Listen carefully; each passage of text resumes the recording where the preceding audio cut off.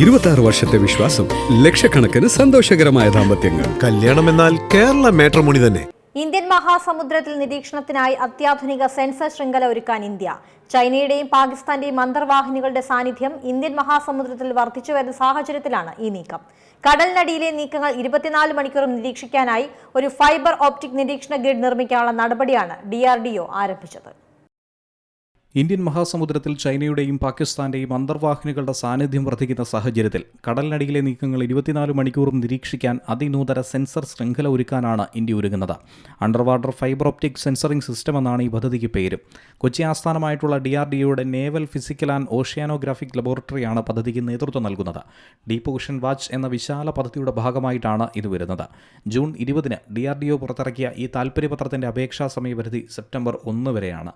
ബംഗാൾ ഉൾക്കടൽ, 90 east ridge, Andaman Nicobar ദ്വീപുകൾക്ക് ചുറ്റുമുള്ള നിർണായക മേഖലകൾ എന്നിവയാണ് പ്രധാന ലക്ഷ്യമേഖലകൾ. അതിസൂക്ഷ്മ വൈദ്യുത കാന്തിക സിഗ്നലുകൾ പോലും കണ്ടെത്താൻ ശേഷിയുള്ള സൂപ്പർ കണ്ടക്ടിംഗ് ക്വാണ്ടം ഇൻഫീരിയൻസ് ഡിവൈസുകൾ കൂടി ഈ സംവിധാനത്തിൽ ഉൾപ്പെടുത്തും. ഹൈഡ്രോഫോണുകളും ജംഗ്ഷൻ ബോക്സുകളും അടങ്ങിയ ചെറിയ പരീക്ഷണ സംവിധാനങ്ങൾ നേരത്തെ തന്നെ NPOL വിജയകരമായി തന്നെ പരീക്ഷിച്ചിട്ടുണ്ട്.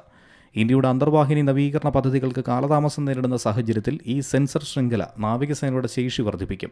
പാകിസ്ഥാൻ ഉപയോഗിക്കുന്ന ചൈനീസ് നിർമ്മിത ഹാങ്ങൂർ ക്ലാസ് അന്തർവാഹിനികൾ ആഴ്ചകളോളം വെള്ളത്തിനടിയിൽ കഴിയാൻ ശേഷിയുള്ളവ ആയതുകൊണ്ട് തന്നെ ഇത് വലിയ വെല്ലുവിളിയാണ്.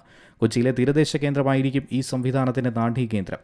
ഗുരുഗ്രാമിലെ ഇൻഫർമേഷൻ ഫ്യൂഷൻ സെൻറ്റർ IOMRുമായി ഇത് ബന്ധിപ്പിക്കും. ഇത് നിലവിൽ 40-ലധികം രാജ്യങ്ങളുമായി സമുദ്ര വിവരങ്ങൾ പങ്കിടുന്നുണ്ട്. അമേരിക്കയുടെയും ജപ്പാന്റെയും ഫിഷ് ഹൂക്ക് സൗണ്ട് സർവൈലൻസ് സിസ്റ്റവുമായി ഇത് സംയോജിപ്പിക്കാനുള്ള ചർച്ചകൾ നടക്കുന്നുണ്ട്. ദക്ഷിണ ചൈന കടലിൽ ചൈന ഇതിനകം സ്വന്തമായ ഒരു അണ്ടർ വാട്ടർ ഗ്രേറ്റ് വാൾ നിർമ്മിച്ചിട്ടുണ്ട്.